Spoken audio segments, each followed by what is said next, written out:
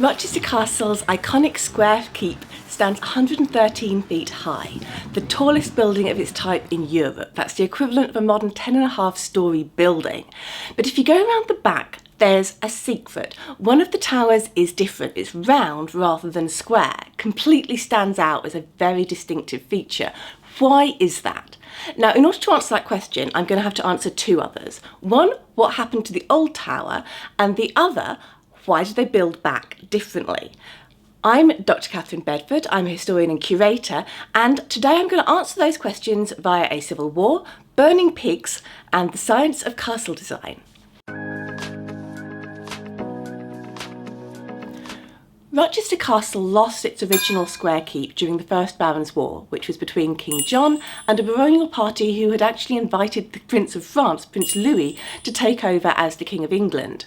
The First Barons' War is well known because of its connection to the Magna Carta, which was signed on the 15th of June 1215, just before the main part of the war broke out. The Magna Carta is one of the foundational pieces of English law. It's looked back to as the moment when it was really determined for the first time that kings were not above the law, they were subject to it. Though if you go into the Charter in more detail, which I may do in a future video, you can see that it's actually a lot more complicated than that.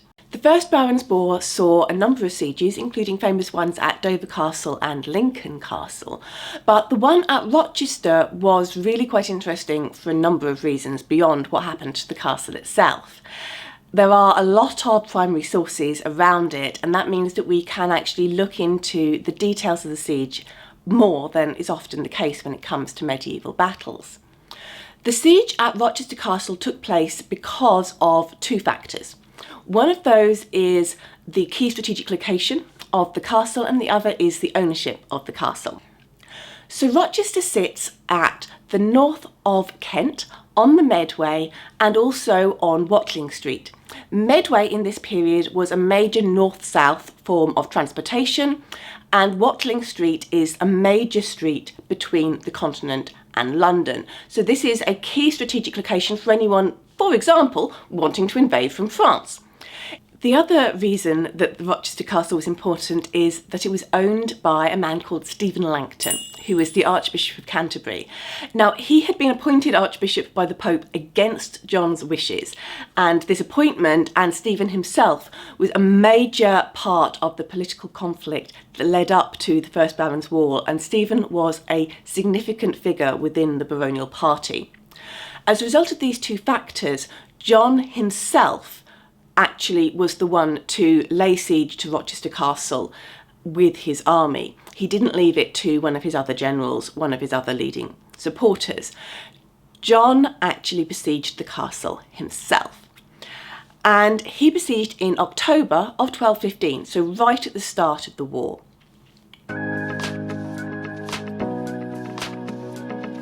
We know that John originally used a number of siege engines to attack the Outer Bailey walls before eventually turning to miners to try and get under them and damage them.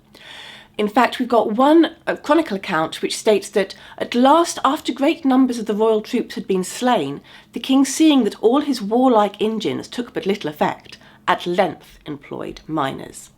And that once he had got through into the Bailey, the king then applied his miners to the tower. These miners dug a tunnel underneath the tower that we're talking about today, what was originally at the time a square tower. The tunnel was supported by wooden structures in order to protect the miners and make sure it stayed in place. And then, at last, when it was underneath the tower itself, King John called for 40 pigs too fat to be eaten. These pigs were placed underneath the tower structure and set on fire. The heat of the fat and the fat itself burning and sputtering then set on fire the wooden supports of the tunnels, bringing the tunnel down, and with it that tower of the keep. You might expect the corner of the keep coming down to end the siege, but the defenders were made of sterner stuff than that. They actually were able to protect themselves behind a wall within the keep and continue to defend a smaller part of the keep from John's army for several more days. We're told that they were left with nothing but water and horse meat, and that eventually it was starvation that caused them to surrender rather than force. King John only apparently killed one person. He didn't hang any of the others, and this was on the advice of his generals, who were concerned that at some point in the future of the war, one of John's own castles may be defeated and that his people would all be killed if he did the same here. This was being used to set a precedent for the rest of the war, that defenders would not necessarily automatically receive a death sentence.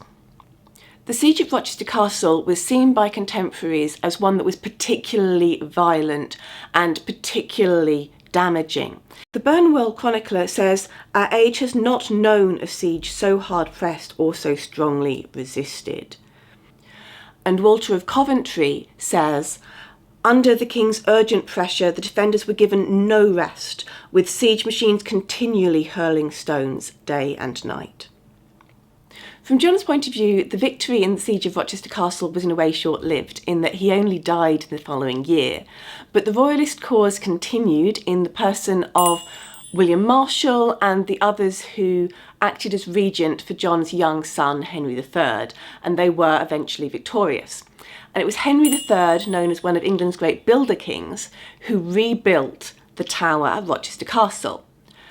Now, why did he build it back differently? To answer that question, we have to go back and look at how the original structure was designed and built. Our earliest evidence for Rochester Castle is from the Domesday Book, and it appears to have originally been, as you would expect for that period, a wooden structure. Some element of stone is in place by about 1080, and the current keep was constructed around 1127. It's fairly standard of its period and design. Its basic underlying structure is a square keep with 4 square towers at the corner. Something similar can be seen at the Tower of London, at Dover Castle, and at Newcastle as example. And at the time that it was built, it was very much the epitome of castle design. It was far stronger than the wooden structures that had gone before it. It couldn't be burnt down in the same way, and it could take hits from stones flung by trebuchets and other war machines. However, by the time we get to the 1220s, when this tower is being rebuilt, the science of warfare has changed. There have been techniques developed that allow these strong square buildings to be damaged. For example, the undermining that we see at Rochester itself. This is a technique that wasn't really used before castles such as that existed, and therefore they weren't designed to defend against them. And square towers are far less able to take undermining than round towers. Looking at this diagram, you can see how undermining a square tower leaves a large corner that can collapse from its own weight if there's not a sufficient foundation of soil underneath it. If you were to tunnel the same distance away from the main walls of a keep with a round tower, you are cutting off a far smaller proportion of the tower, meaning there is less weight to collapse. In fact, if you look at any kind of engineering manual to do with architecture today even, one of the key things that you need to understand is that squares are not nearly as strong as circles. They're cheaper and easier to build, which is why square towers were the original starting point for castle design. But corners add weaknesses. The other great advantage of a circular tower in this period was that it could be defended by archers far more easily. In a square tower, you're always going to have blind spots on the corner.